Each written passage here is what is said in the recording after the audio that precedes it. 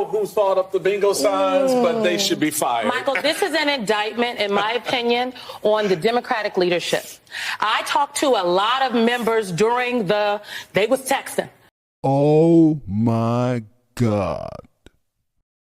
The Democrats, but they always call out the Republicans, but things have changed. Things have changed, and I'm going to show y'all this video that this conversation between, now this is the panel, I believe, that replaced Joy Reid.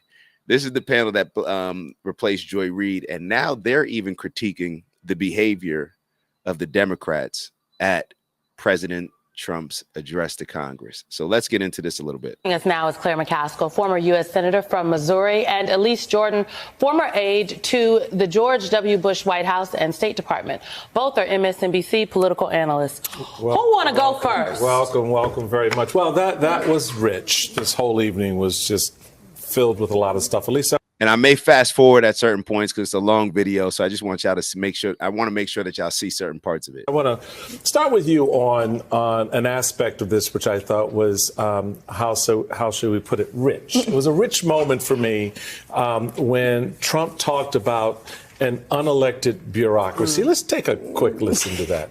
Hold on. I want to show y'all a certain part. I don't even want to get into all of this stuff. Matter of fact, this is what we'll do. This is what we'll do. Give me a second. Give me a second. Give me a second. Give me a second. I'm going to save y'all. I'm going to save y'all some stress. I'm going to save y'all some signs, but they should be fired. Say, well, thank you, Simone. Can we talk about it? The bingo signs were killing me. I don't know who thought up the bingo signs, but they should be fired. Michael, this is an indictment, in my opinion, on the Democratic leadership. I talked to a lot of members during they was texting. The staff were on my phones and they were calling. And I think the best way to describe it is the Democratic leadership said they didn't want disruptions and they wanted people to attend and bring a guest, and they wanted, little business as usual, and we're fighting back in other ways. There is a palpable disgust, as Claire said, from not just the members, but their constituents. And it's like a pot, as someone described it to me, that's boiling, and it's about to bubble over. If you do not allow the members a space to release valve, it's going to bubble over. And this was the visuals are not taking back the House in 2026. Not these visuals. Where's the signs? Put the signs up, folks, the dry erase board with different messages. Oh my gosh, you it don't was think crazy. Put the paddles up, y'all. Do we have something of the paddles? But here's the thing. Here the thing about the moment for me, that, and for folks, if you really want to understand the difference between Republican control and Democratic acquiescence, it's in how two things happened in that chamber and how they were handled. All right, so he's getting ready to go into a different place, but I want to talk about their comments so far. They called out the Democrats for having the quote unquote bingo signs. They called out the Democrats for, in my opinion, not having a strategy. You had Al Green. Y'all know what it is. It's Dak from the OG Network. Man, I just want to thank y'all. That's right, to thank y'all for all of your tremendous support over the years, whether you've been rocking with us from the beginning or maybe this is the first show that you're checking out on the network. We want to thank you nonetheless. And we have an ask, all right? We have a goal of reaching 20,000 subscribers by the end of March. That's right, 20K by the end of March. It's not a real goal unless you put a date on it. And with that, we need your help. So we ask that if you are enjoying the content that you like, subscribe if you haven't already. And if you're feeling real generous, maybe share with some friends and family. All right, I'll let y'all go. And once again, thank you for your continued support. And we look forward to growing with y'all. See y'all soon. He stood up, made a scene. Nobody followed him out. But then later on, I know Jasmine Crockett and a few others, they decided to leave. And I had like 3 or 4 Jasmine Crockett videos, but I refuse to play them on today's show because I feel as if us giving her the attention is exactly what she wants. And here I am doing it again, but I'm not going to play the video. This is just another sign. What we saw with how the Democrats were behaving, that they have no plan. They have no leader. And to me, I wrote down a couple notes as to what I see when I see the Democratic Party. I can sit here and say that the problem is the Democratic Party is being ran by women. And I'm not sure that I would be wrong in saying a lot of these things. But to me, it's not being ran necessarily by women, but it's being ran by feminists. It's being ran by the BLM crowd, the Jamal Bryant types, the pastors that embrace this victimhood.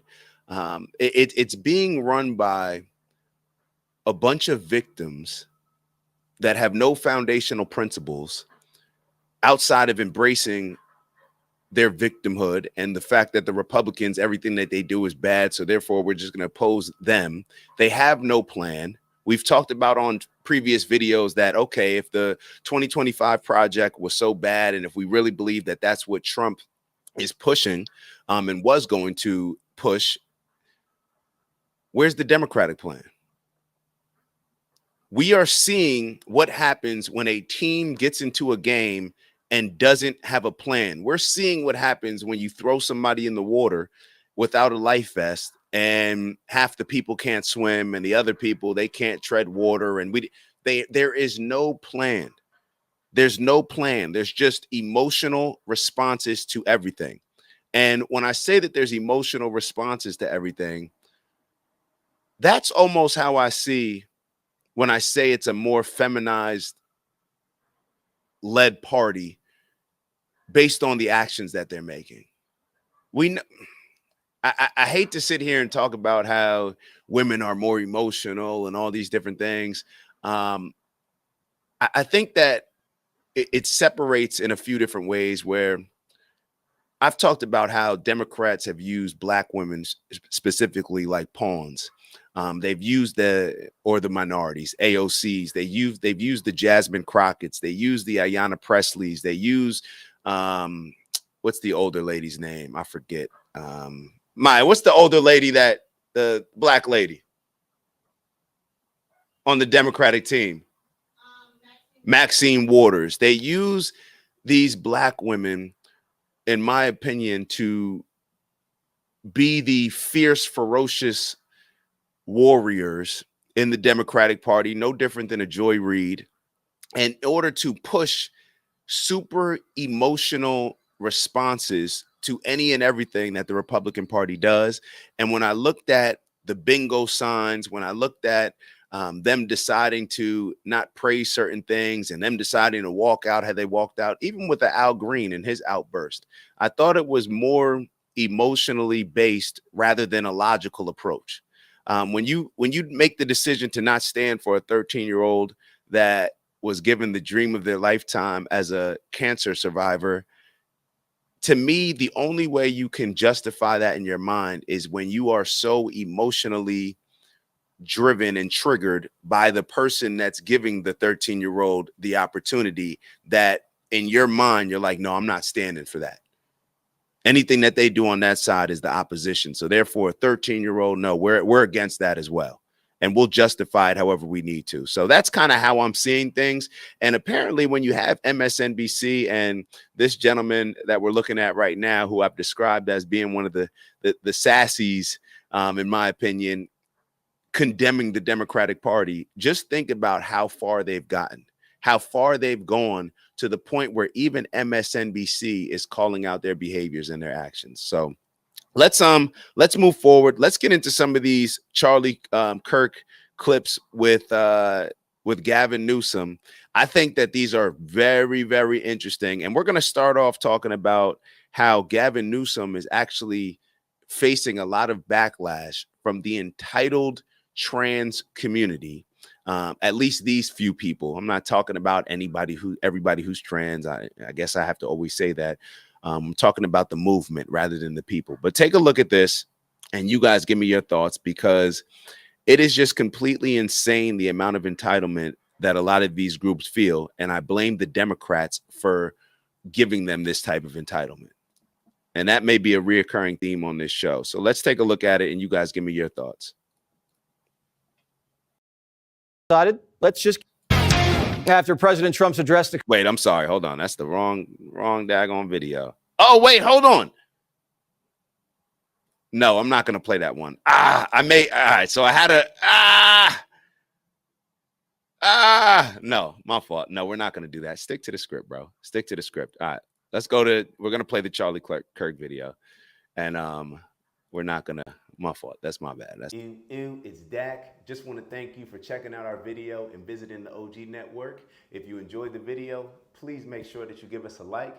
And if you're looking to join a community of inspired individuals striving for purposeful abundance, subscribe. And if you're feeling real generous, share the video with some friends and family. All right, I'll see y'all soon. Ew.